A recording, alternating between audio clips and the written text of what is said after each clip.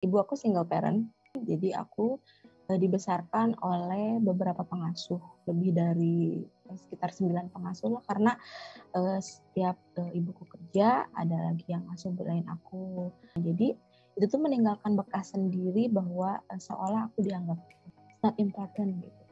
Hidupnya lebih memilih pekerjaannya. Sebagai anak ya mungkin perasaannya seperti itu, padahal kan kenyataannya mungkin orang tua tidak berniat seperti itu. Tapi itu meninggalkan trauma lebih sendiri ke aku. Dan ditambah karena single mom, mencari someone yang accompany her, jadi ibaratnya beberapa kali menemukan pasangan hidupnya gitu. Dan ketika menemukan pasangan hidup itu, aku merasanya terbuang, merasa diasingkan. Kemudian aku dimasukkan ke pesantren, walaupun niatnya mungkin mendidik aku, menempa aku, tapi aku merasanya bukan saat itu sebagai anak, bukan kayak dididik, tapi bahkan kayak yang dijauhin gitu, lebih memberikan jarak, tembok di antara kita gitu. Dan 1 tahun kita lost contact, no communication at all, walaupun hanya sekedar SMS ataupun telepon, tidak sama sekali. Rasanya ketika aku dilakukan seperti itu dan nggak enak gitu, sampai aku pernah ada sumpah atau omongan dari mulut aku berbicara bahwa money can buy me love. Lebih baik aku terlahir dari anak tukang beca tapi kasih sayangnya penuh, sampai ada di titik itu. Kakak bisa ceritakan nggak pengaruh buruk dari akibat trauma emosi itu terhadap hidup kakak selama ini? Apa yang terjadi? Kerugian yang kakak alami karena menyimpan itu semua, apa yang terjadi? Ketika aku punya anak, aku memutuskan untuk seperti semua pintu akses aku tutup. Hidup aku cuma buat anak. Aku membesarkan anak tanpa bantuan siapapun, walaupun ngurus rumah apa semua sendiri. Dan lebih ke emosi ya. Jadi ada luka yang something yang dulu dilakukan sama aku dan aku lakuin itu sama anak. Neriakin anak, marah-marah sama anak, emosian gitu. Ingin memukul anak tapi tidak memukul anak, bahkan melukai diri sendiri gitu. Jadi benar-benar kakak kayak melampiaskan emosi yang di masa lalu, benar-benar dilampiasin ke anak ya, akibat disimpan ini ya.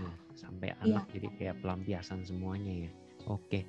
Nah, kalau boleh tahu, kakak pernah coba cara apa aja nih untuk melepaskan emosi ini semua, untuk mengatasi masalah ini semua?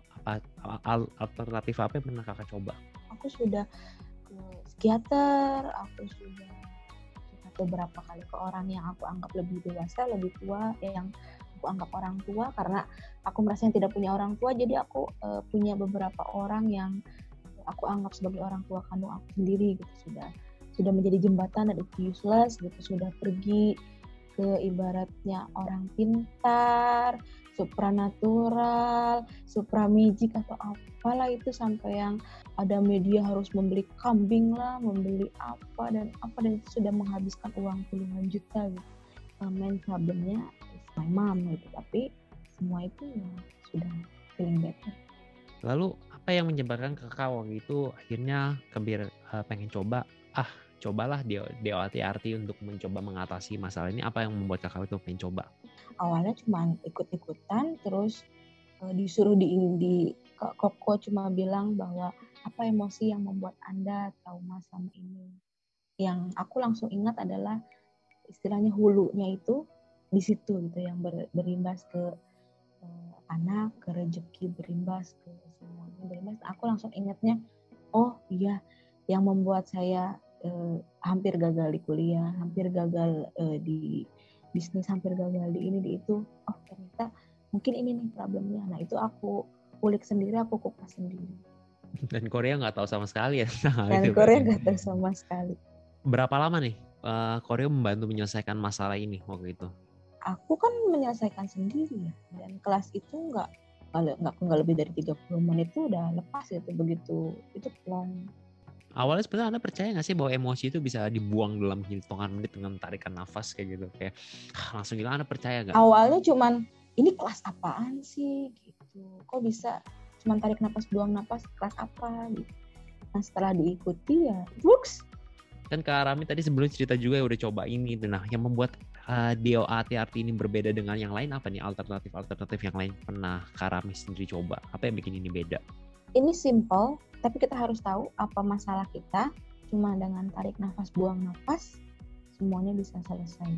Dan nggak butuh ngeluarin sesajen, nggak butuh apa-apa, nggak butuh hal-hal yang aneh-aneh, cuman kembali dari diri kita, dari kita untuk kita gitu.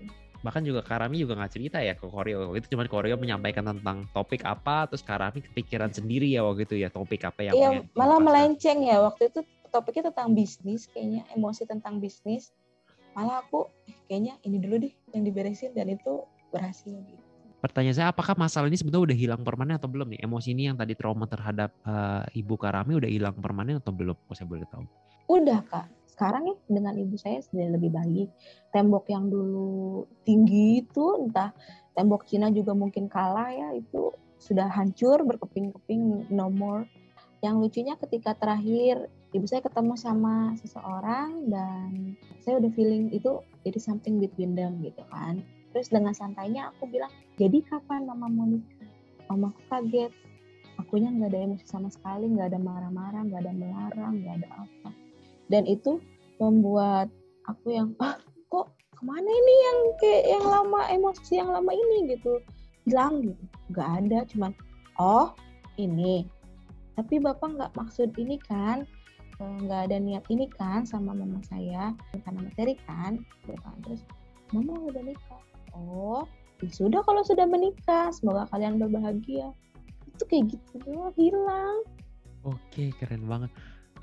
Pertanyaan saya waktu apa sih yang kakak rasakan waktu ketika emosi trauma itu hilang pertama kali tuh, apa nih yang kakak rasakan waktu menyentuh, kalau saya bilang tuh bahasanya titik dramatic shifting ya, jadi titik dimana kayak emosi yang kakak pendam itu kayak lepas tiba-tiba hilang. Apa yang waktu itu kakak rasakan saat itu?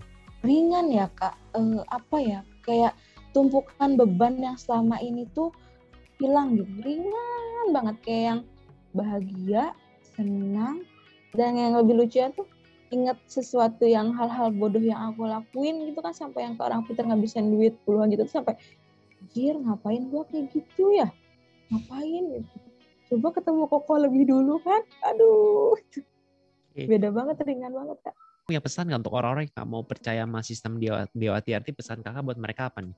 Dewa TRT ini harus dicoba, harus dirasakan sendiri, karena kita nggak bisa cerita apa yang kita rasakan kalau misalnya kita belum merasakan ini. Jadi kakak setuju nggak kalau ini masuk dalam penemuan baru yang dapat rekor muri? Setuju banget. Kenapa kak? Kenapa kakak setuju banget nih untuk sampai masuk rekor muri? Karena sudah banyak orang yang terbantu dan akan mengubah hidup orang lebih banyak, lebih bahagia lagi. Dan kayaknya sih kalau se-Indonesia Raya ikut doa TRT, mengurangi angka kemiskinan juga bisa tuh, karena berpengaruh ke rezeki juga. Menimbulkan bahagia-bahagia baru di Indonesia. Indonesia bakalan lebih makmur pasti. Pertanyaan terakhir Kak, apakah informasi yang kakak sampaikan ini benar adanya tanpa rekayasa, tanpa disuruh-suruh, tanpa diapapun? Benar adanya, tanpa rekayasa, tanpa paksaan, tanpa suruh, tanpa apapun, tanpa embel-embel apapun, tanpa dibayar sepeser pun, tanpa apapun itu. Aku melakukan ini dengan kesadaran aku sendiri, dengan kemauan aku sendiri. I can't thank enough sama Koko. Kakak mau merekomendasikan Dewa TRT untuk orang lain nggak nih? Kalau untuk orang-orang lain kakak sangat merekomendasikan nggak Dewa TRT ini? Aku sih sekarang dengan sendirinya ya, tanpa disuruh, udah mulai merekomendasikan, udah mulai kasih linknya, udah mulai kasih tahu ini Dewa TRT metodenya seperti apa. Aku mulai kasih tahu ke orang-orang di sekitar aku yang aku pikir ini nih harus dibantu gitu, ini yang perlu ditolong, ini yang ada something problem in their life, dan udah mulai aku kasih tahu mereka. Dewa TRT itu bikin hidup lebih hidup. Oke, sip. Oke, thank you Kami waktunya. Bagaimana kalau trauma bawah sadar yang tersimpan selama ini, selama puluhan tahun, akibat pengalaman yang terjadi di masa lalu kita, bisa kita lepaskan dalam hitungan menit saja? Hai, perkenalkan saya Cesaro Ray Abaisher. Saya biasa dipanggil Reo. Saya adalah penemu dari DOA Tension Releasing Technique, sebuah teknik selangkah sederhana untuk melepaskan emosi yang tersimpan di dalam bawah sadar manusia hanya dalam hitungan menit dengan menarik nafas saja. Kalau misalkan Anda ingin melepaskan emosi bawah sadar Anda yang mungkin tersimpan tanpa harus kembali bersesi-sesi, dan Anda bisa lakukan juga sendiri di rumah ataupun secara online bersama dengan saya memfasilitasi Anda, silakan kontak di link ini ya. Thank you, sampai ketemu.